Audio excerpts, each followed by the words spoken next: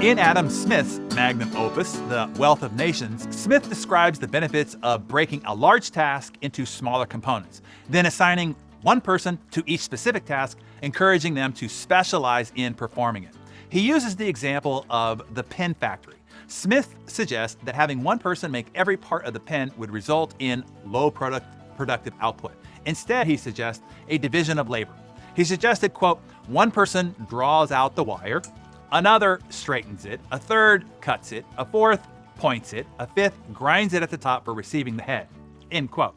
From the perspective of the factory owner in the age of the Industrial Revolution, this approach of breaking complex tasks into simple, specialized, and repetitive tasks yielded a lot of efficiency gains. But from the worker's point of view, they were dehumanized into just flesh-covered robots or machines, nothing more than cogs in the industrial wheel. They were putting in just time for money without any sense of even how their little individual task fit into the larger picture. No sense of purpose, no creative contribution, no personal meaning or personal satisfaction. It's astonishing how some ideas, some assumptions, and practices endure even when it is obvious that they are no longer relevant in the evolved current and contemporary era.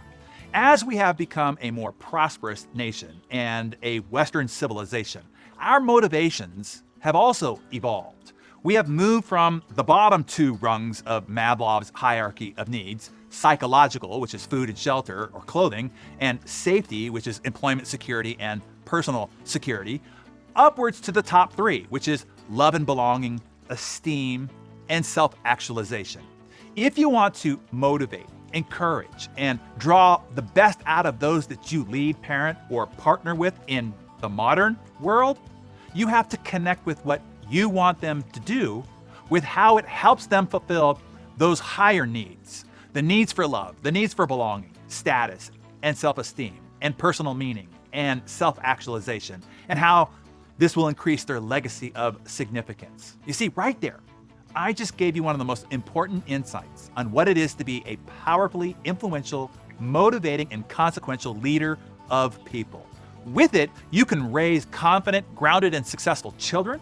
You can lead a sports team to a championship. You can build a business that dominates its industry. You can rise within your company, community, or country. You can win an election and mobilize a mass of people for a great cause. But knowing just what to do is not going to get you there. You can know what to do to get a man on the moon, put him or her in a rocket and land it on the moon and bring it back down to safety on Earth here, but that is just what to do. But how to do it, well, that's a bit more complex and intricate. How do you identify the motivational needs of each person that you lead? How do you connect that motivation to their job role? How do you amplify that motivation to drive their greater performance? And how do you keep that motivation stoked over a long and consistent time horizon? These are the really important questions, central to ever becoming a person of influence and consequence. And that is what I want for you, to be the hero of your story, the one who completes the journey victoriously so that you can come back from your epic adventure with the wisdom and skills and tools to bestow those boons onto your fellow man, your fellow teammates, your fellow clients, your fellow neighborhood, your fellow children.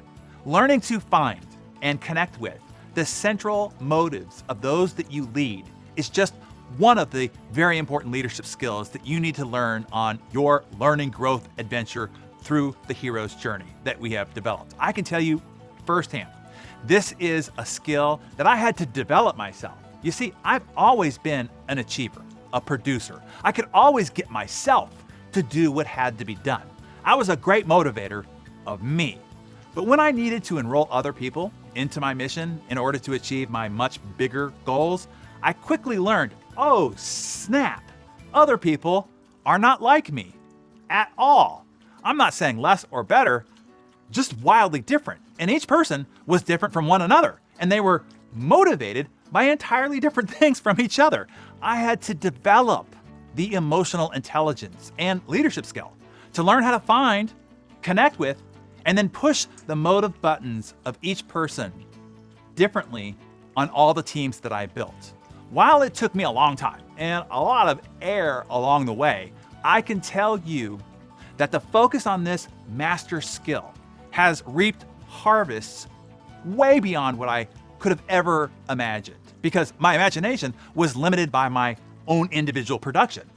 If not for the combined production of many incredible and individually motivated people, there is no way that I'd enjoy the life and lifestyle that I have today, or have been able to make the impact that we make collectively as a team.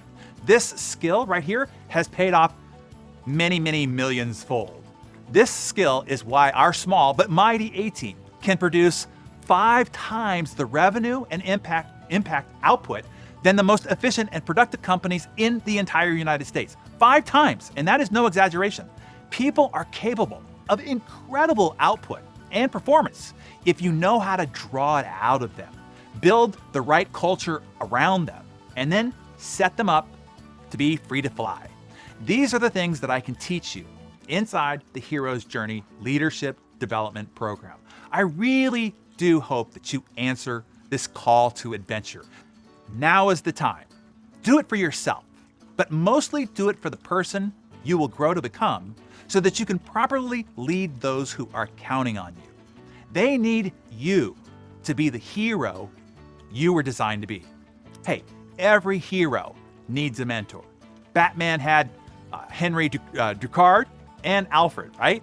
Zorro had Don Diego. The Karate Kid had Mr. Miyagi. Rocky had Mickey. Neo had Morpheus. The entire Fellowship of the Ring had Gandalf, right? Luke had Obi-Wan Kenobi and Yoda, a guide who would take you through the training, the wash on, wash off, or the runs on the beach, or the carrying of logs in the snow, the ones that would help you develop the skills that you need, the crane kicks, or the lifting of an aircraft from the swamp with your mind, or the Jedi mind trick, and give you the tools that you need to fight the enemies that you will encounter along the journey, like a sword, or better yet, a lightsaber, or a bulletproof armor suit and a car that shoots rockets from it. I can be that guide for you. The training adventure is all mapped out. I have been through the epic journey and have returned to make your journey now faster, easier, and even more successful, if you will let me, if you will answer the call. The choice is yours. As one mentor said, choose the blue pill and the story ends. You wake up in your bed and believe whatever you want to believe. Life goes on just as it is now. Choose the red pill and you stay in Wonderland. And I show you how deep the rabbit hole goes and how heroic you can become. Neo chose the red pill and answered his call to adventure. How about you?